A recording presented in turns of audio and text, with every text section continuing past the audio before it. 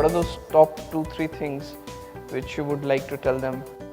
Learn a new skills beyond your current job scope. Learn from your colleagues, learn from another department, and also plan for internal transfer.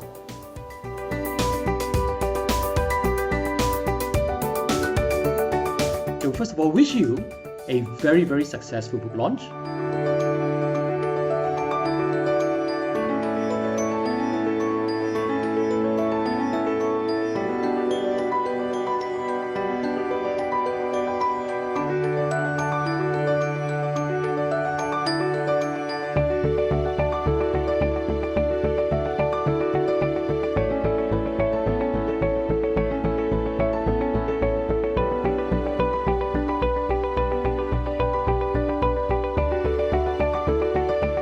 My Life in Full, Indra Nui.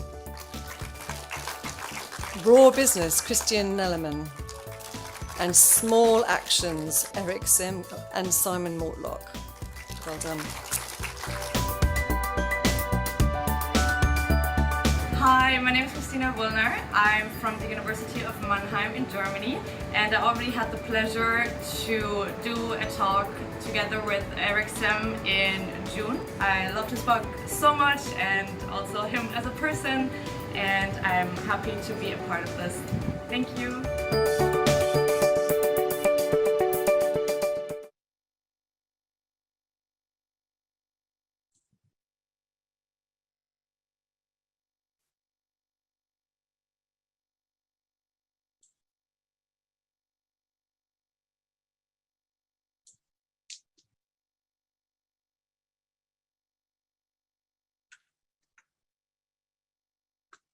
Hello friends, wish you a very warm welcome.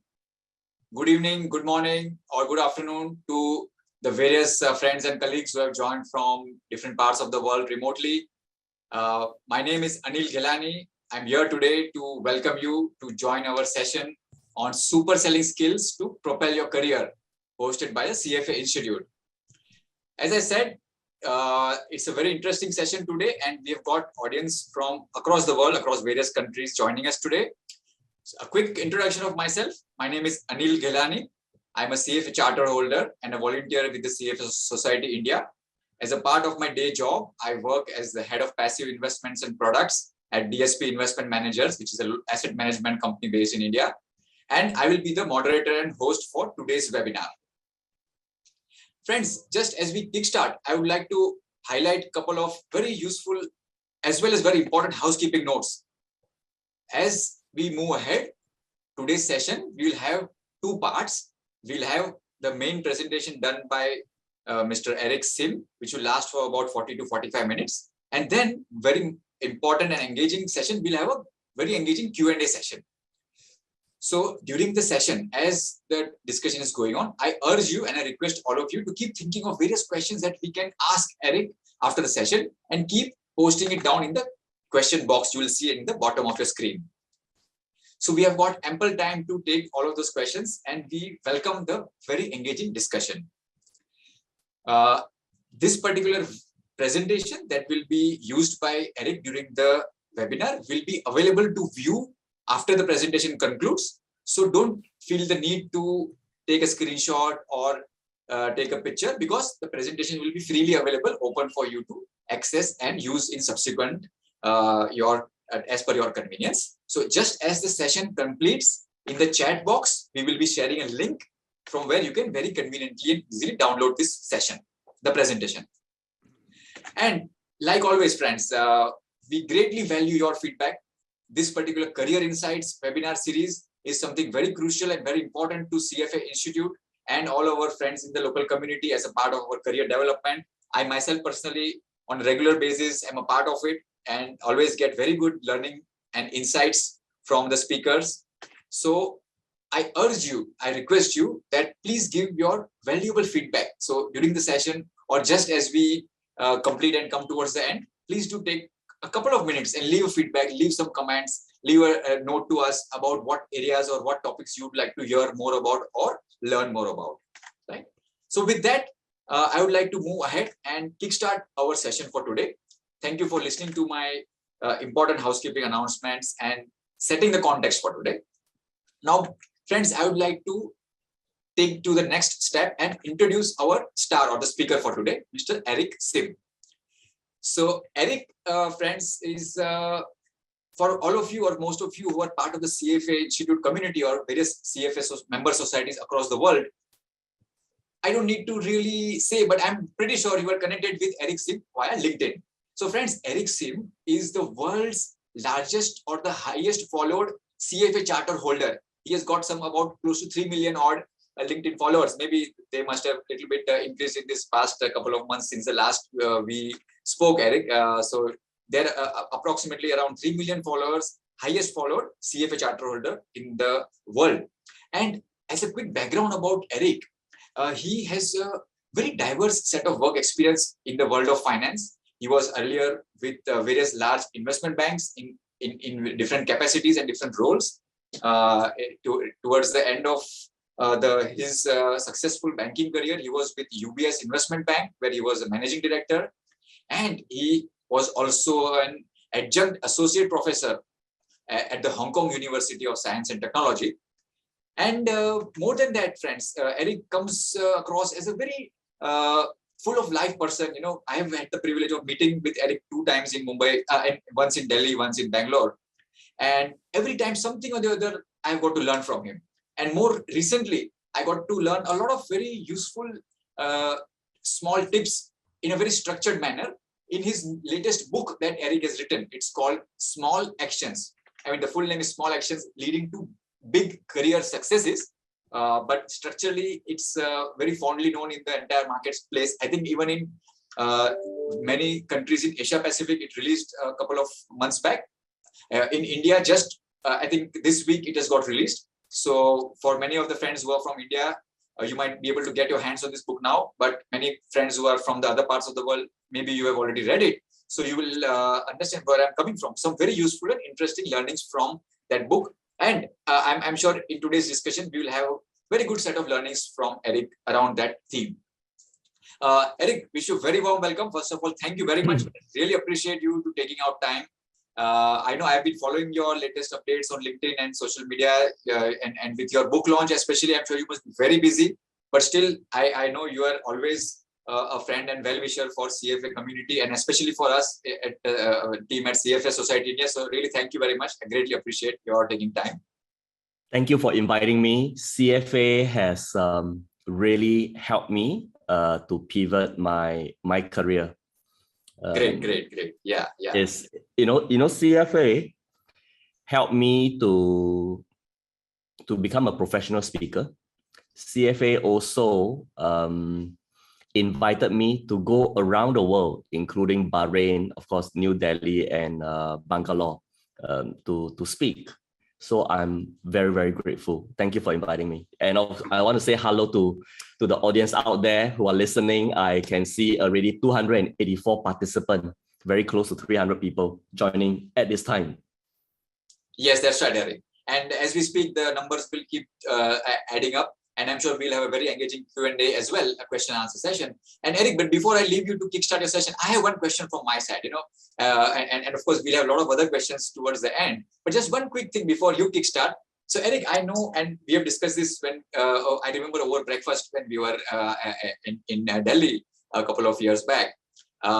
You have been in the food industry in the past, as including various roles over there in that segment, like you were like a street food vendor, and you were even interviewed at one of the very prominent or large hotel chains in early days of your career.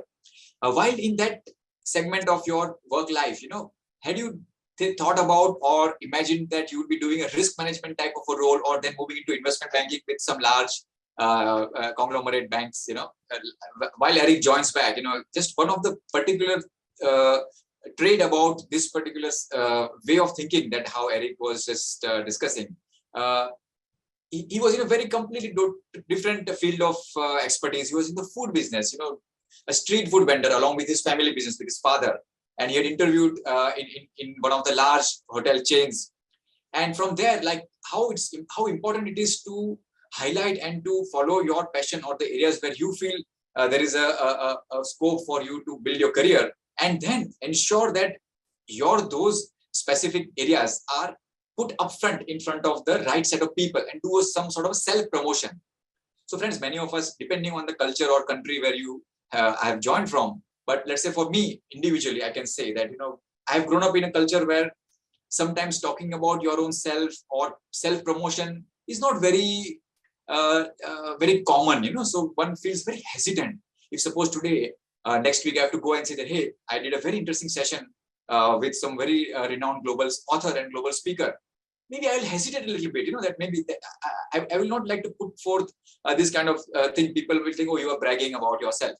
But how over the period you have to train yourself and you have to learn that it's important to highlight certain relevant skill sets which can be very useful. Yeah. So just now you was asking, right? Have I ever thought from selling street food to become a risk manager to one day become MD? Never in my life, because I'm supposed to take over the prawn noodle store from my father. So that was my destiny. I'm supposed to do that. And you say that, I have got a various career. I never thought that I'll become an author. I wasn't very good at language. And of course, I was very ignorant at the beginning. Okay. No, so very interesting. And that's what, while you were away, I was just trying to connect the dots and say that sometimes it's important to put forth your key skill sets in front of the people and do some sort of self-promotion, even though culturally you feel that might be appearing a little bit awkward. So Eric, now I'll hand it over to you, and sure. Connecting this dot with the area of how we can use these kind of unique aspects, how we can use this kind of super selling skills, and sell ourselves or sell our skill sets in front of the right set of people, whether it's to get a new job or a big promotion, or I would say even in personal life, when you are reaching out to people to make new friends or maybe to find a life partner or whatever might be the situation. Sure. All right. Let me type PPP in the chat to represent me clapping for Anil and the organizing team, Harsha, Monica, Dr. Monica, and the CFA India team, Somik as well, and Abhishek. Sure, so thank you. If you want to join me in typing PPP in the chat to thank them for organizing this, because without them, I wouldn't be here. So let me just share with you a little bit more of my background. You can see down here, this is my report card. Wow, so Boon Chai is my name. It was my Chinese name. It said that Boon Chai is a well-behaved, soft-spoken, and timid boy. Should learn to mix freely. Strengthen your English language by wider reading. So that was me. Hey, hello, Ellen, who's from Malaysia. I can see Shivani, so many people typing PPP, Jia Hui as well, and Hui Hua. All thank you very much for coming in. Really, really glad that you are here. I'm not a natural person who can talk. It was very difficult, so let alone selling. But so what did I do to have a career? I'll just show you a little bit about my career, then I move on to my presentation on what I did and how my experience can help you. Yeah. So I joined DBS Bank first, didn't do well because of lack of social skills. Then I went to the UK to study. So basically I want to start from zero. So when I came back, I joined Standard Chartered Bank in Singapore. Then went to Citi for 8 years. Citi Singapore, Citi Shanghai, and then Citi Hong Kong. Then finally, my last banking job was with UBS as MD of the investment bank. So one career is banking. The other career is really teaching. So I started teaching in NTU, Nanyang Technological University in Singapore. I also taught in Tsinghua. I was adjunct associate professor at Hong Kong UST, and now I teach for Queen's University for the Beijing program. but I'm very greedy, as you can see down here. You have this Institute of Life, the orange one. That's my own company. I work with CFA around the world, including India and US. Also write on LinkedIn, as you know, and Small Action is the book that I'm writing. So now I'm also an author. So I like to share my screen using my iPad. So when I look down here, I'm actually using my iPad. Let me share my screen. Okay, you can see my iPad now. Yeah. There are 7 steps of selling for selling complex products. And when we want to get promoted or we want to find a new job, we are really selling our time and services. So how do we sell our time and services? If we follow these 7 steps, you will realize that it's very similar. So these 7 steps down here starts with identifying targets, building rapport and trust with the customers, identify their problems and needs, present solution, overcome objection, execute and follow up. Many people, they jump straight to step number 4, present solution. So whenever we want to look for a job, we go immediately to say that I've got CFA, I've got my master's in finance, or I've got my engineering degree. I'm hardworking. I can travel anywhere you want. I'm good in discount cash flow or asset allocation. But when you just present solution, you will face a lot of rejection. People will say, you are not experienced enough. Your experience is not relevant. We can overcome this if we focus on step number 2, building rapport and trust. When the rapport and trust is there, the objection is less. For example, if you and I now have an agreement and we need to do a contract, right? For example, I agree to buy something from you. We now have a contract. If the trust level is low, the contract is going to be 30 to 40 pages. If we have trust, maybe we don't even need a contract. Maybe a handshake will do, or just a 1-page contract. So we now know that this is very key. I want to go through 4 steps for today. Step number 1 is to identify our targets. When we want to find a new job, who's our target? Many people think that their target is HR and hiring manager. Unfortunately, you do not know these people beforehand, right? The other people that we should know is actually the industry professional, because they can give us the know-how. For example, if you want to work for a specific bank, get to know those people who are working there. If you want to work in a specific role, talk to people who are already in that role so you can gain this knowledge and sell yourself better. The third group of people will be colleagues and ex-colleagues. If you remember, how did I join Citi for 8 years? It was because one colleague from DBS joined Citi. And he told me, hey, Eric, I was at Standard Chartered Bank then. He called me one day, say, hey, Eric, my boss is looking for somebody like yourself. Would you like to join? So I told him, hey, Terence, sounds like a good job. Yeah, I'll go. I went for 3 rounds of interview. I got the job. The trust from his boss in Terence is transferred to me. So when I meet the boss, I don't need to sell myself too much. That's why colleagues and ex-colleagues, very important to maintain your relationship. And the 4th group of people will be people who can refer you jobs. They could be classmate of the hiring manager. They could be the junior of the hiring manager. When I want to hire analysts, I normally ask my associate to recommend their juniors from school. I don't have time to look at hundreds of CVs. So I normally want to have 3 CVs and I choose 1. How about for people who already have a job, they want to be promoted or they want to get a higher salary?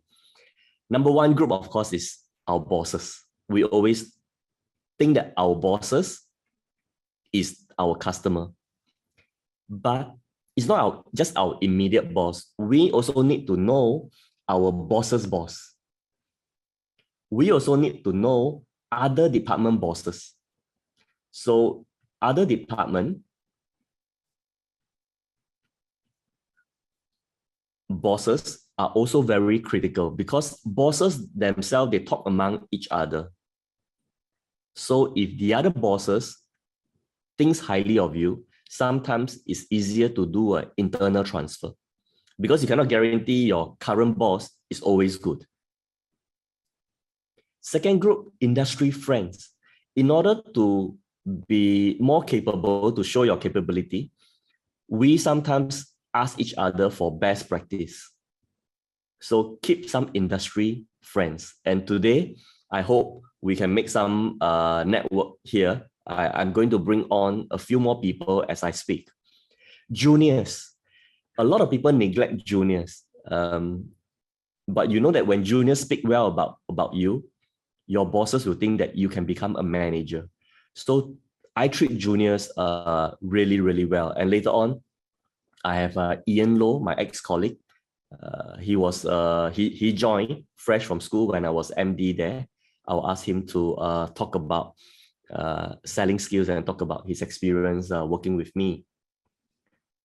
The other department's colleague. So these are people who can help you do your work better. So I treat back office, middle office people well. When I got a deal to do, they help me more. So these are your target.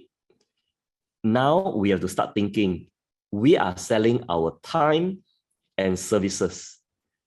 And we need this group of people to support us, to help us. Step number 2 is to build rapport and trust.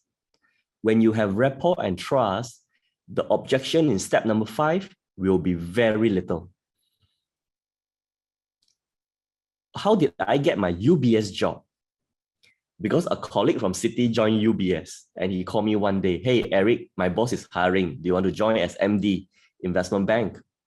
I say, "Sounds like a good job. Yeah, I'll come." I went for 9 rounds of interview and I got the job because I was being introduced. So very important to build rapport and trust with people who can refer you jobs. I want to point out, how do we build rapport and trust? Of course, we can buy coffee, buy lunch, treat people well, and also sometimes help other people. So that I do. I got one little tip to share with you is, sometimes it's okay not to be perfect. There is a survey being done down here. You can see on the left, it's a biscuit, a little bit less than perfect. The one on the right looks very round. When they did a survey, guess which one they like better, the left or the right? How about you? If you can just type in the chat, what do you like better if you are given the choice, left or right? So Toyo type left, Ian type left. Anybody? Some people right, some people left. Yeah, slightly more people go for the left. It's strange, right? We thought we want perfect. Hey, thank you, David Fan. Thank you, because Kanika. Oh, Kanika, you like right? Yeah. So, of course, both taste the same. Just the visually, when you want to choose before you taste, what's your feeling? Yeah, I can see Igbo thing. Yeah, taste is the most important. That's correct. But down here says one thing, we don't have to be perfect. In fact, to build trust, sometimes it's good to reveal a little bit of vulnerability. So this is one of my students. He's currently studying at NTU. He started school last August, but couldn't come to Singapore. He was based in India. So, and then he said that he wanted to do an internship in Singapore. I say it's very difficult because you are based out of, because of COVID, he couldn't travel here yet. And Velbaf, I said, maybe you can show your curiosity about Singapore. So then he submitted his CV and a cover letter after listening to what I say. So he told them that I've never been to Singapore. I'm curious about Singapore. I would like to have an internship. He admitted that he has never been to Singapore. And that got him an internship at Grab. He's working there now. So I asked him to allow me to share his LinkedIn.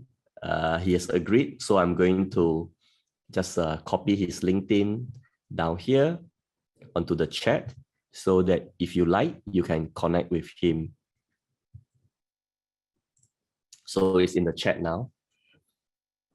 So normally people would have said, I love Singapore. I've studied a lot about Singapore. Please give me a job in Singapore. He did the other way. He said that he have never been to Singapore and he stressed that. So this is one way you can build trust, by admitting that you are not perfect yet. You are not proficient yet. Another person that I like to highlight, Toyo. Toyo is with us today. Later, I'll ask him to turn on his video. So Toyo works for GLP, a very big real estate fund. He's Japanese, based in Singapore. He is very curious about other people's culture, and he's very curious, and he does it through food. Toyo, are you there? Can you join me? Hey, Toyo. Hi. Hey, hello, Hi. Hello, Toyo. Hi, thank you for joining us. having me. Yeah, thank you for joining us. Toyo, I know you moved to Singapore because you also want to explore culture outside Japan. And now that based in Singapore, you know Singapore, you're also exploring other culture through food. Can you briefly tell us what kind of food you have been exploring and how it has helped you in your personal life and also in your career? Thank you for having me, Eric. And sure. Yeah, let me just introduce quickly about myself. I'm a Japanese living in Singapore about 4 years, and I work for GLP, which is a global fund management company, 130 billion assets. So thinking about my career right now, I'm my role is senior vice president, which is pretty much the senior level. But I was thinking about how I can explore my career from now on. And then I was looking for something like having advisory role type of things for the other company. And that was myself about a career perspective. But at the same time, since I met you, and then I got a lot of influences from you, and then started to writing about the culture topics in LinkedIn. And then, yeah, as you said, I like really Singapore food and Indian food. I eat Indian food, by the way, 3 times a week. And then 3 times a week. Yeah, 3 times a week. Well, sometimes more than that. Yeah, at least 3 times a week, definitely. Yeah. So then, yeah, food is really an easy topic to explore. And then I posted one day talking about the difference between South Indian food and North Indian food based on my understanding, right? Wow. So it's not perfect, like you were talking about imperfect things. And I posted, and that got viral, and the number of views is 1.5 million. And then the 1.5 million. Yeah, 1.5 million views. And then the number of likes is 21,000. Yeah, it was, I was not expecting. Yeah, right. Later on, can you share the link to your article in the chat so people can go and so now you posted your understanding of North Indian food, South Indian food. That seems very lifestyle and personal. How has this affected your career? Yeah, so it's surprisingly, after that post, I got like more than 3,000 followers from India. And then many people reach out to me. Not from India, but just to meet up with me in person in Singapore, right? Some of them are Indians living in Singapore, or some of them are Indian Singaporeans, right? So I had many opportunity to meet up in person. And then one day, the CEO of the small company, he is actually Singaporean, Indian Singaporean. He just reached out to me. Okay, why don't we have an Indian food to talk about Indian food? And he operates an Indian restaurant, one of his company's business unit. And then we met there in their restaurant, and we had several conversations. Several times to meet, and then we're talking about food, right? And then we can build a good rapport, as you mentioned. And then one day he offered me an advisory role of the company. Wow. I was not asking anything, right? It just happened. So this is very, very interesting. So now you have a side job on top of your fund management job in GLP. That is very commendable because you get to expand your network, be outside of your usual day job. You get to understand what's the advisory role. So in the future, when you want to be board of directors, you can. Yes, exactly. So that is, it started by being curious about food and showing what you like. Thank you very much. I wish we can know much more. For the people out there, if you want to know about Toyo's post, he's going to put it in the chat. Do check it out. More than 20,000 likes for one post on LinkedIn is super viral, and it also helped him to develop, I would say, the start of a portfolio career. Thank you, Toyo, for your sharing. Thanks. Thank you. I also, that's Toyo for you. I also want to share that I didn't use food, but I use computer. So 20 years ago, I was a Mac fan. I went on to talk to my my colleagues, my bosses, my junior on how to use Mac. So Mac was so new. A lot of people came to me. So my bosses also came to me and said, hey, Eric, I just bought a Mac. I don't know how to use. Can you come to my house? So this is like my boss's boss. So I went to his house. I got to know the family, the kids. And the rapport was built. The rapport wasn't built because of my knowledge in financial products. The rapport was built on something outside of work. So the way to build rapport and trust is try to learn one skill or acquire some knowledge that it can be useful to your colleagues. That's how you build rapport and trust. And once you can do that, you can then go to step number 3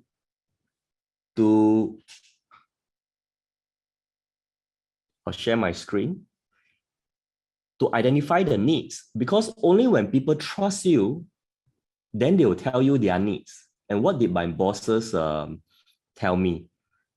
I'm going to show you what my bosses told me. So this is step number 3. Are you seeing this? Let me check. Is my screen being shown? Yes, okay, you can see it clearly. So this is my boss, my boss's boss. I got to know him. Then one day he said, hey, Eric, we need to organize regional CFO events, and we're going to invite Infosys CFO. We're going to invite Volkswagen China CFO, and we're going to invite his big boss to all come. But not many people are willing to do, because organizing this means I cannot generate revenue for the bank. My KPI is to generate revenue. I know he has a problem, and because our relationship is good, he told me.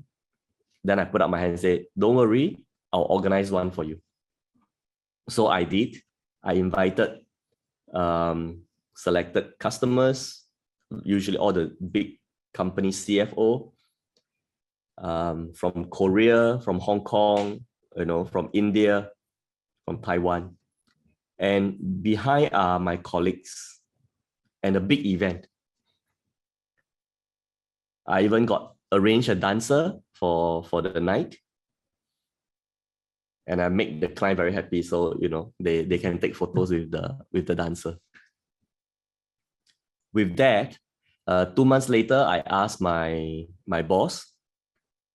I say, can you relocate me to Shanghai, because Shanghai in 2005 was liberalizing the financial sector. He agreed, and I started my international banking career by moving to Shanghai.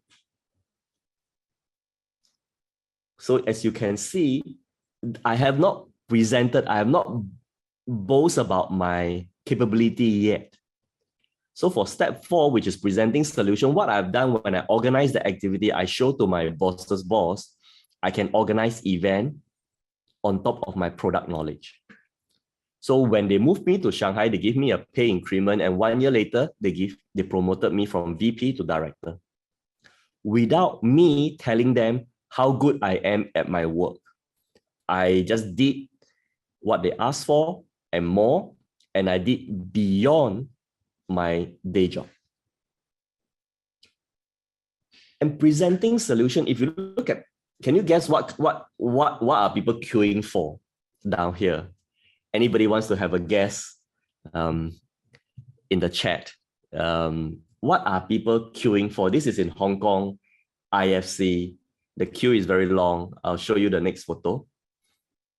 Maybe now you have your guess. I wish people are queuing for my book. But hopefully, when I come to India, it will be like that. Thank you, Lisa and Anil. So this is for Apple products. So if you realize, right, when you go into an Apple store, you want to buy. The salespeople don't have to sell to you. Why? Because they already done the trust and the rapport, the marketing, the advertisement before you walk into the store. So that's what we want to do as well. How can we build our reputation, our rapport and trust before we even try to sell our time and services? So I want to invite Lisa. Lisa graduated 3 years ago, and was formerly a private banker, now trying to carve her own career. Hey, Lisa, thank you for joining us. Thanks for inviting. Always a pleasure. Yeah, it's good. Maybe you can introduce yourself, like what kind of career you are doing now, and what have you been doing to build the rapport and trust on social media? Okay, thank you so much for this question. So I was a private banker in Switzerland for 2 years after completing my master in finance. But, as soon as I started to follow Eric, I was so, amused by his entrepreneurship and his leadership, and I wanted to do something similar. So I thought about what I could do and how I could contribute to the society. And actually I had a very good skill during university, is to help students. And as well as I had many job offers from big banks, I also said, okay, if I combine my helping students passion plus my knowledge on how to enter in banking, I can become a career strategist for finance. Now, what happens when you do this is that people don't trust you. So can you imagine, I had maybe 200 connections on LinkedIn, and nobody was, trusting me when I was offering my service. So that's when I contacted Eric, and Eric said, Lisa, you really need to have more visibility on LinkedIn, otherwise people, will not have this trustability. And that's why I took all the actions. I started to be more active. I started to be more consistent, and suddenly my visibility increased, that now I have 15,000 followers. And you know what happened? Now big schools like LSE, Bocconi, Queen Mary. I did also Schema Business School, which is a top business school in France, and invited me to give a speech. So I'm so grateful to Eric because now my life has changed. I'm also going to apply for a program like LinkedIn Creator or Top Voice. And, as soon as I have to go to a school and I want to present like a relevant topic, it's enough to open one chapter and all the students become so amused because they learn so much. So thank you, Eric. I changed finally my career thanks to you. And I'm looking forward to grow and to learn from you. Thank you, Lisa, for sharing your story. It's not easy because you heard Lisa has only a few years experience in banking, and then she wants to be a career strategist.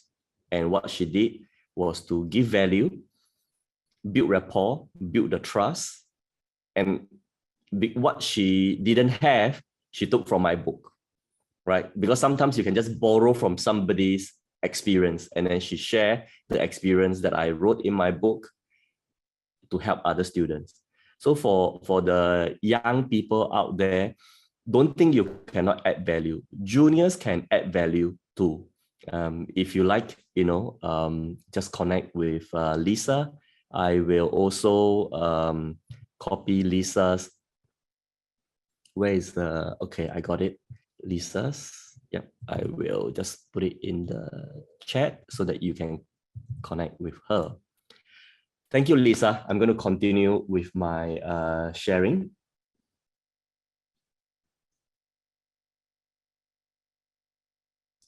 So I'm going to just share my slide. I just want to remind you the 7 steps of selling. So these 7 steps of selling, you can see that after you present the solution, if you got rapport and trust, the objection is going to be very little. Down here, but there will still be some. So we also need to know how to overcome objection. I'll do it another day. I just want to share a few tips on how you can use social media to help you propel your career. Number 1, use LinkedIn. There is this you should understand the difference between external branding and internal branding. For example, now if you work for a company, if you work for more than 6 months, your internal brand is fixed. Your bosses, your colleagues, if they think that you're hardworking or you're lazy, it's difficult to change. Whether they think you're creative or you are stubborn, not flexible, also difficult to change. How you can change is really to build your external brand. So when I was in banking, one day I and my big boss, we saw a Chinese client. The Chinese client wanted to do a big IPO. And my boss turned to me and said, Eric, please give your professor card. Don't give the UBS card. Why did he say that? He knows that this particular client respects professor a lot. Then I said, my boss, how did he know that I was teaching? I said, because he must have checked my social media, because I didn't tell him directly. I mean, he probably know, but he doesn't know the details. I said, how does he know that I have a business card? Somebody may have shown him.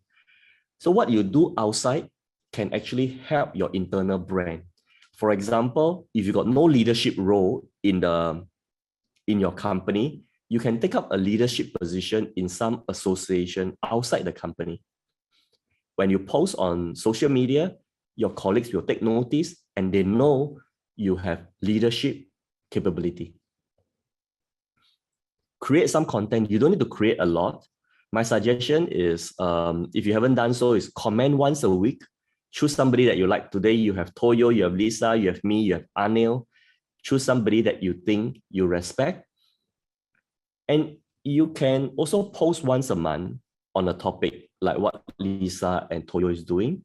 You can write one long article once every quarter to anchor your brand on a topic that you are passionate about.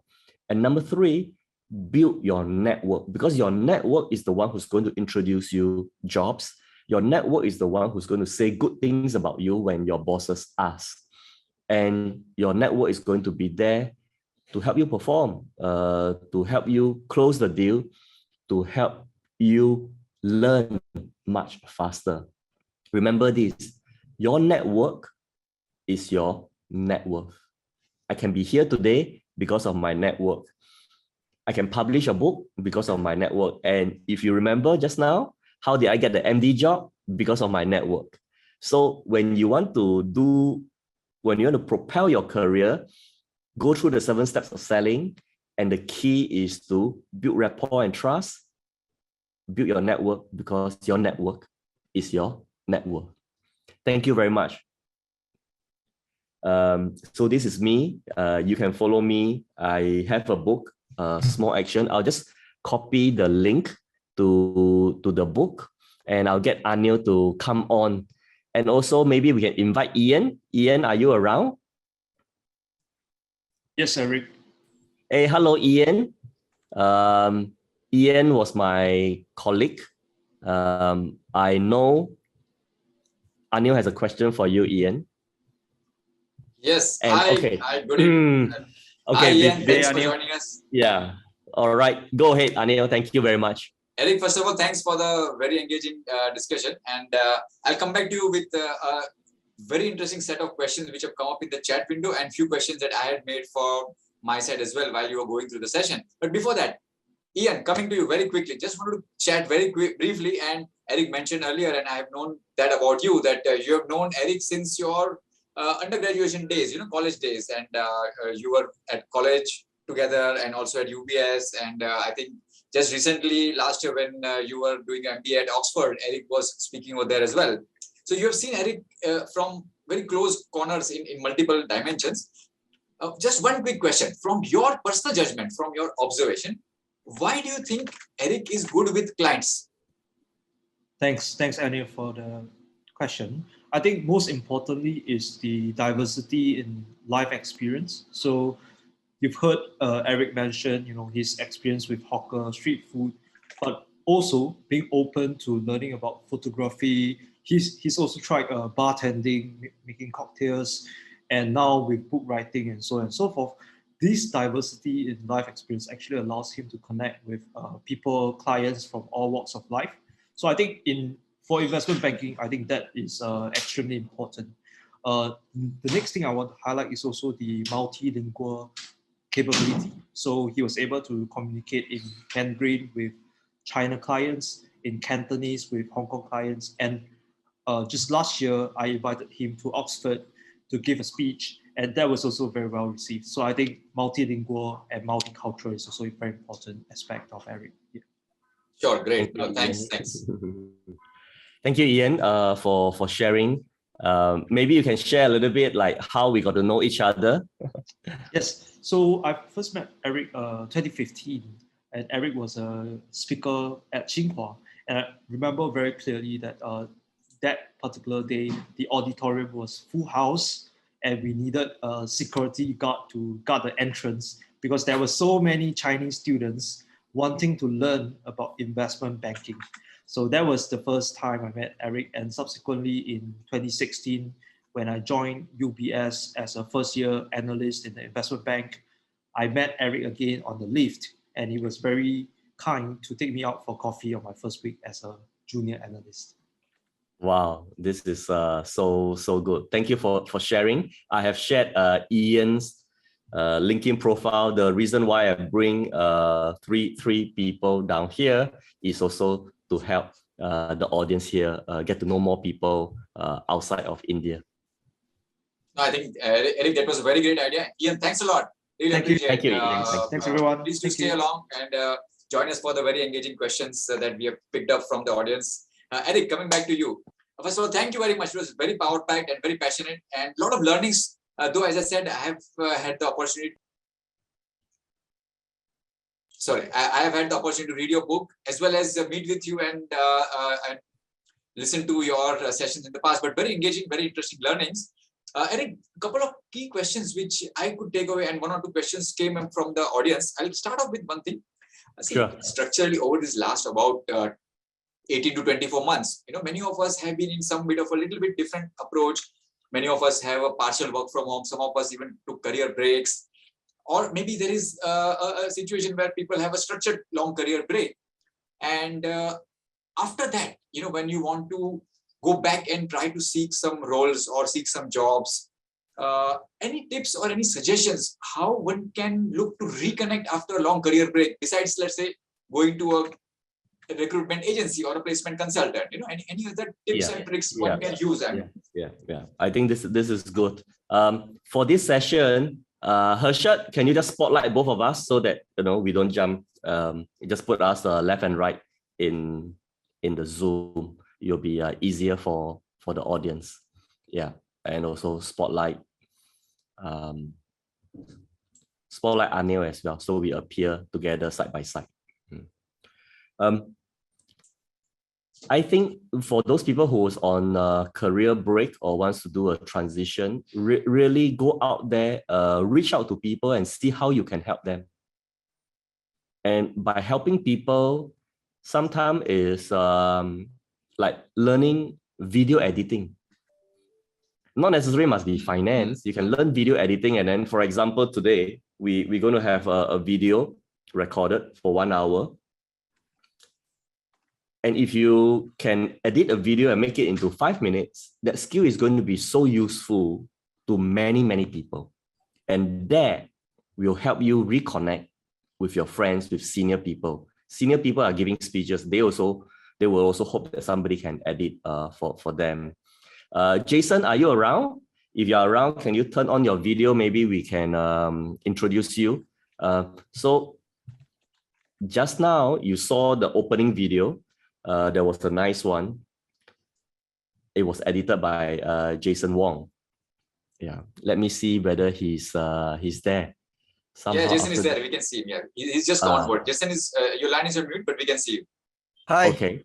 Hey, hello. Hey, Jason. Thank you for editing.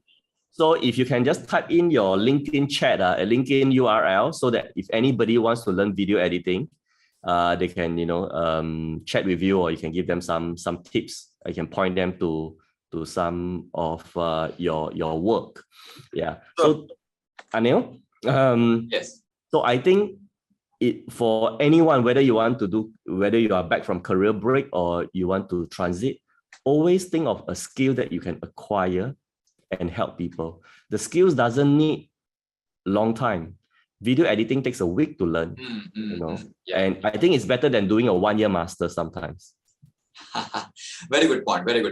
And I think many of us who are listening to this session live, as well as maybe post the live session, coming back from this pandemic and work from home and some career breaks, this can be very interesting and very useful learning tip. Eric, one more thing I just wanted to highlight. You mentioned, and it was a very interesting learning I got from the discussion. And connected to that, one very useful question has come, that how can we weave in our personal interests in certain areas, like you said, video editing, or like, for example, in your case, maybe cooking or something like that. So some such personal interest, or for many of the professionals, let's say things like parenting, people are very much, that's a unique skill set of its own, how is there some tips how we can weave this into or connect the dots and use them into our career? Yes. For example, if you like baking cakes, bring it to your colleagues, let them try.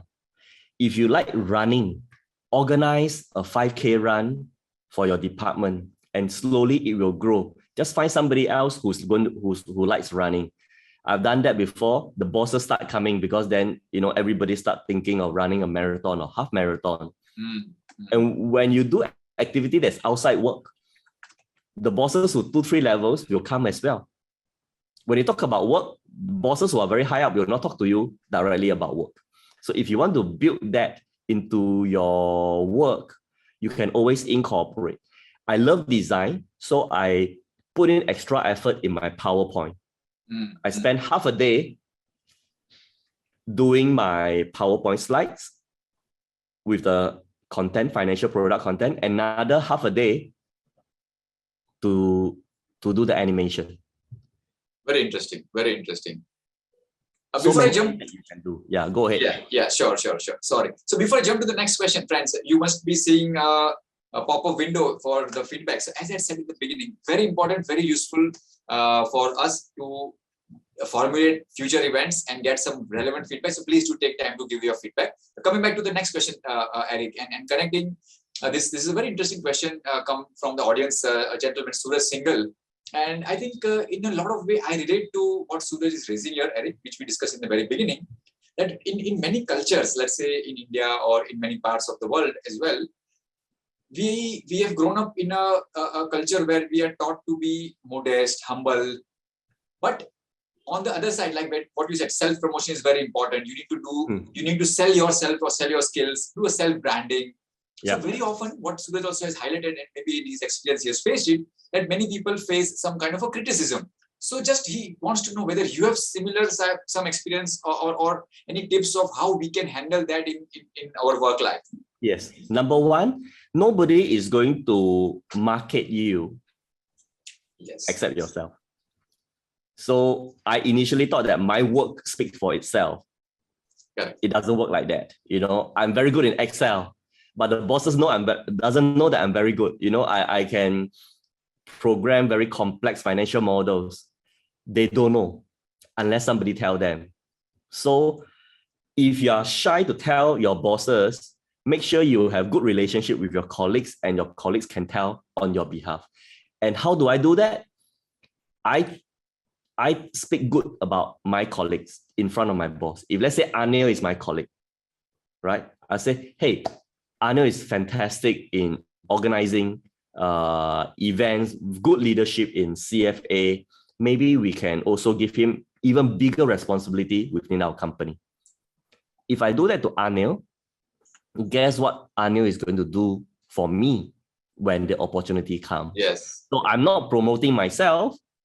Anil is promoting for me, and it's much more powerful because the boss going to trust Anil a lot more than me when it comes to my personal performance. Super point. Yeah. I think one more very quick thing. This is a question come from our friends Evelyn Fong, and Evelyn's point is that you're absolutely right that sometimes maybe we should go out and share some of our personal areas of interest or some personal skill sets.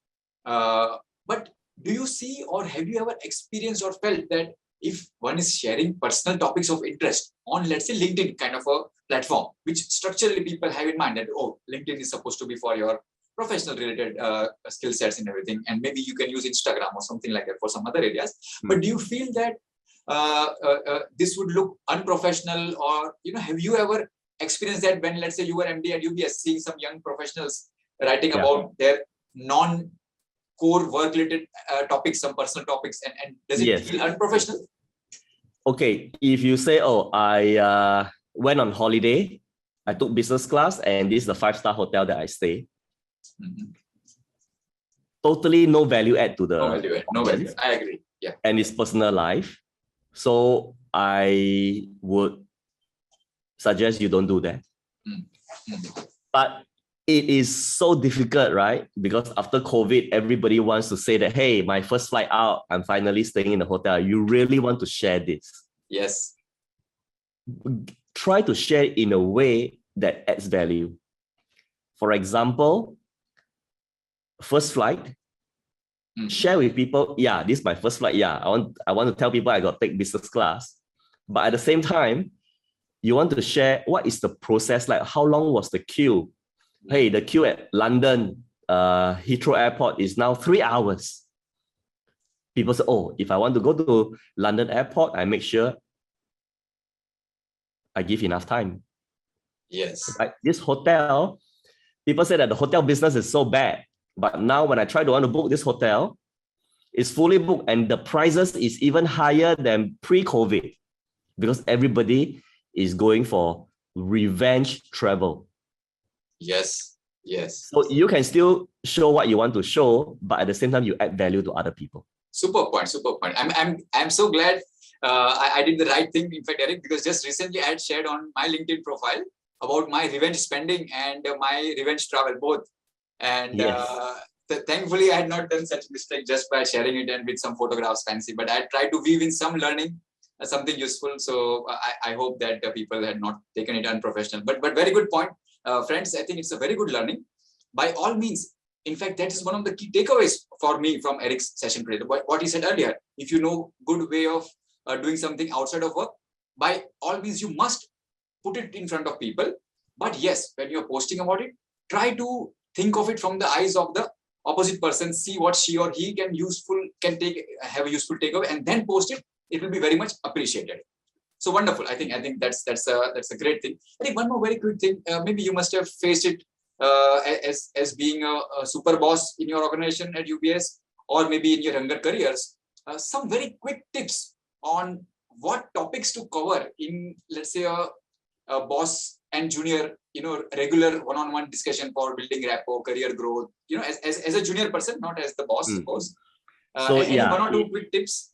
If I'm a junior boss, I'm a junior person, when I speak to the big boss, I'll do some homework to study his career path. So I try to ask for some tips, how he managed to rise to today. What are his tips? And has he met any challenges? How he overcome them? Just being curious, number one. And then from there, sometimes also try to find out the kind of interest that they have, because from there, once you know the interest, it's easier to build the rapport. And when you ask somebody how they become successful, you boost their ego. They'll be very happy to tell you more. Yeah, that's very interesting. That's a very, very interesting point. Yeah, yeah. One more area, like many times we discuss that we should be little vulnerable, like you said in one of the discussion also. But when you are trying to be little vulnerable, doesn't it show that we are not being smart? Because when you are, let's say, for example, in front of your boss, or you are going for an interview, you want to appear that you are at your best and present yourself in that way. So I think it's a very fine balance. Any thoughts around or any useful tips that we can take away? Yeah.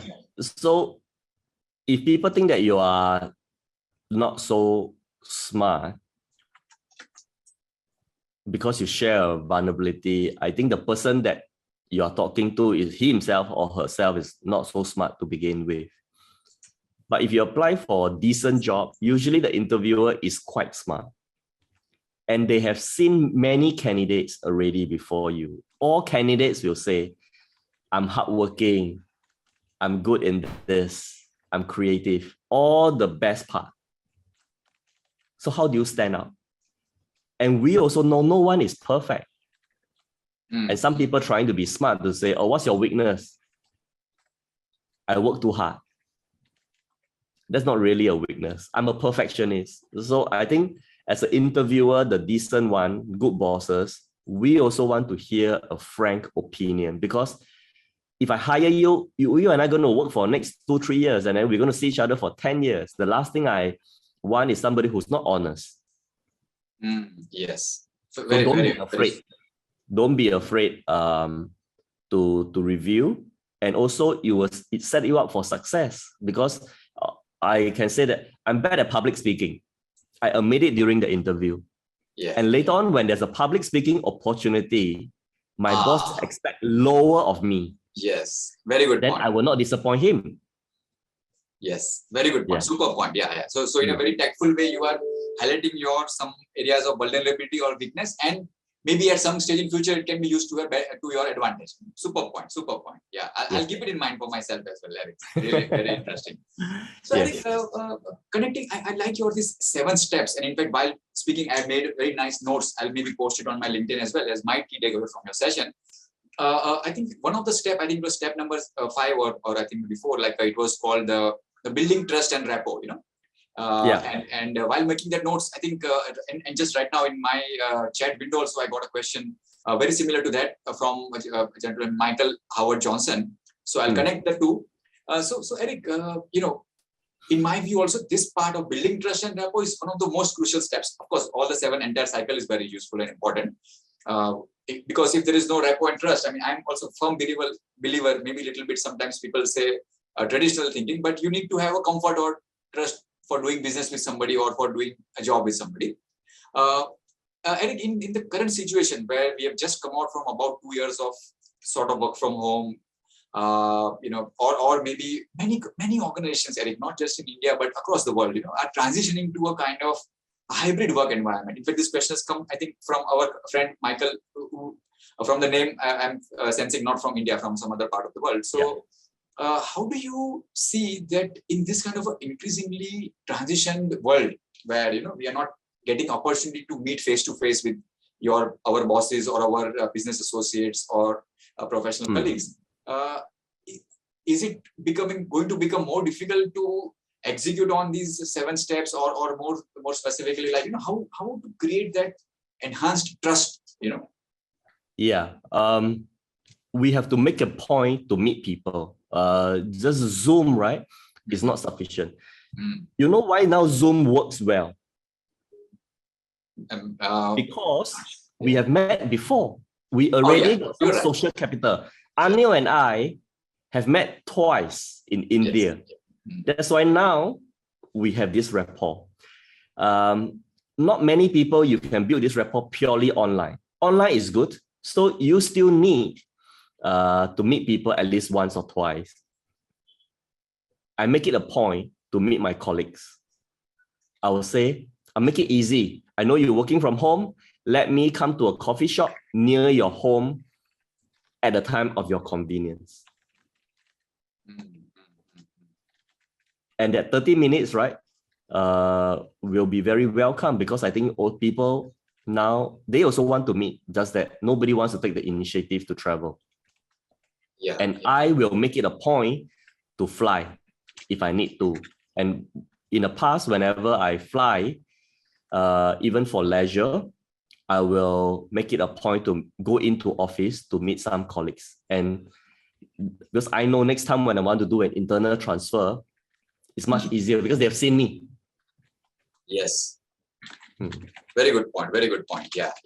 Eric, friends, we are moving quite close to the time. And in fact, Harshad and the team have been kind to already extend a little bit. I'll take 1 or 2 more questions. But before that, from my side, I had put in some a sort of a quick rapid fire answer question, Eric, for you. 4 or 5 questions, very quick, just one line questions. Very first thing, and connecting it to your son also, like Indian food or junk food. Do you prefer, like, in your routine? Indian food, of course. Okay. Always been. I was Sure. I'm a member of the Singapore Cricket Club. One of the reasons is because they serve fantastic Indian food. Oh, wonderful.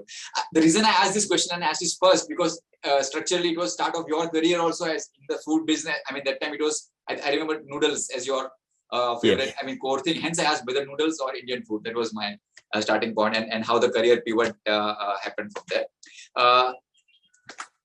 From your experience, LinkedIn or Twitter? My personal experience is LinkedIn, because I know who I'm speaking to. Sure. I can check their education, I can check their work experience. The trust level is higher, and I can write a bit more. Okay. Always been formals or dress how you want? You be yourself. For me, I'm always formal. You see me in this white shirt and blue suit. You always see me in this. I find that it's just easier, so I don't have to decide what to wear. Everywhere I go, I just wear this. Super point, actually. That reminds me, now that I think back, and like when I met you earlier in Bangalore as well as in Delhi, I didn't notice at that time when I saw you right now on the video in the beginning, but yes, it was a blue jacket and a white shirt. You're right, absolutely. Super point. Good learning. 30 minutes of gym to take care of my physical thing, or 30 minutes of a networking session? Yeah, of course, we need both, but you need to have a good health before you can go to networking. Sure. So for me, health first, then go for networking. Yeah. Okay. Fine. Thank you. Friends, we have time maybe for just one last question, if we can do it. And before I jump to the last question from my side, I would just like to take 1 or 2 minutes, friends. You have been a great audience, and I would like to just very quickly remind you that this Career Insights session on the CFA Institute and the CFA Society India platform is a very ongoing and very vibrant session. Next upcoming webinar in this series is going to be on 21st of April, similar time. From India time perspective, it's going to be 5:30 to 6:30, and depending on whichever other part of the world you are, please do join in. It's a very, very interesting session on nuts and bolts of indexing. Friends, indexing, many of you, everybody is familiar. Today there is a huge debate of active investing versus passive investing and ETFs. So in this session, we'll learn much more in detail about that. Thank you for being in this session as well, and I hope you had great learnings and takeaways. I'll come now to my last question to Eric. So Harshad, you can take back the screen. Eric, and before I pose the last question, once again, sincerely, I mean, I thank you very much, and it was very engaging session with the very unique learnings, and I'm personally very eager to see your books on the bookshelves in India, and it's part of my gifting list. I've read it already personally, and it was you're very kind enough to include a brief comment of my review in your book. But it's part of my gifting list for the next couple of months and the festive season coming up. Eric, from my side, I mean, what I would just like to highlight, and discuss as a last question from my side, if somebody has to have a kind of all-round kind of a showcasing of his or her talents, what would be the best approach? Would it be like, okay, I should have some kind of blog post, or do you think I should have some kind of is it like kind of a one-time thing that I should have it, or one has to remain ongoing or continuous kind of reminding of your skill set? Okay, human has a lot of ability, but because we think that we just do one job, you are just in finance, you only have one or two skills. It's not true. Mm-hmm. We have a lot. And if you can combine some of this, you can be really, really powerful. So it's definitely continuing. So it's not just a one time. And you also improve as you share, right? People give you feedback, you learn. For example, I want to write a book. I couldn't write a book. My English was not good. Mm-hmm. So I write a short LinkedIn post, and then after 6 years, I compile them to make it into a book. And this book was formed from the feedback that I got from my readers. So I say, share bite-sized topic, get feedback, form some connection, get inspired, then share again and continue to do that. Superb. That's a very, very interesting point. And I think, friends, I think that's something which we all of us need to do. In layman's terms, you can't sit on the past success. You have to keep working hard. Eric, I don't know if I would have said this to you earlier, but in my office cabin, in my softboard, from many years, when I was early in my career, there was a small photograph I had got. It's stuck over there, and it's like of a person riding a bicycle, and it says that profession is like riding a bicycle. Either you keep moving or you fall down. So it's stuck on my softboard since many years. The writing also is a little bit fading. But I think in connect to your question, I think for each of us, whether it's in your profession or whether it's in terms of your self-promotion or highlighting your key skills, I think it's very crucial that we need to constantly keep doing it. A one-time effort or a kind of a remote effort is not going to be very useful. So thank you, Anil. I think you sum it up very well. I like to just pile on what you just said. Think big, start small, act now. Superb. Three key takeaways: think big, start small, act now. Superb, wonderful. I think in many ways, this is like kind of the trailer for learning more from your book, because the book is also titled "Small Actions for Big Career Success." So I think it's a very good way. And in a brief summary, you explained it very nicely, Eric. Once again, thank you very much, friends. I think I've got a lot of questions which have still remained unanswered. And so maybe, I like to give one offer is I put in my LinkedIn and my email. I know I have not answered many of the questions. Can the organizer just copy this question so that I can Yes, try to yes. answer them. And also, if you want me to answer your question, please send me an email. I know, like Ryan, I have not. If I have not answered your question yet, Shivani, if I have not answered yet, Shivani is a student. Joanne Sim, please write me an email. It's eric.sim@iol.live. I put it in the chat. Please, connect with me. Eric, I'll take the liberty on behalf of Harshad and the rest of the organizing team and carry on the discussion for one more minute, because you mentioned the name of one of your students, Shivani Dubey. I think I can read her question. And then we'll close it. And rest assured, after this, we will be putting up your email address to the participants, and we will also share all the questions. So as per your convenience, you can keep responding as suitable in your style. So thanks for pointing out Shivani's question. I really appreciate that, and thanks for taking one more minute of your time. So Shivani's question, friends, Eric, is that Shivani says that she's a student and she's very keen to get into an investment banking type of profile. But at this stage of her career, she's a little bit confused whether she needs to go for some higher studies or to work on her current skill sets and get a job first. So I know it's very sort of customized or personalized question, but in my view, Eric, even I talk to a large number of young professionals, and this confusion is always there, whether I should kickstart some job or work. If you can get into the target school, go for it. If you cannot get into target school, look for a job. Okay, very clear answer and very simple. Very good point. Yeah, great. With that, I'm going to type PPP for the organizer and everybody else who make this happen, and PPP to the participant as well. Thank you for coming. Thank you very much. I really appreciate it. Cheers. Bye-bye. Yes.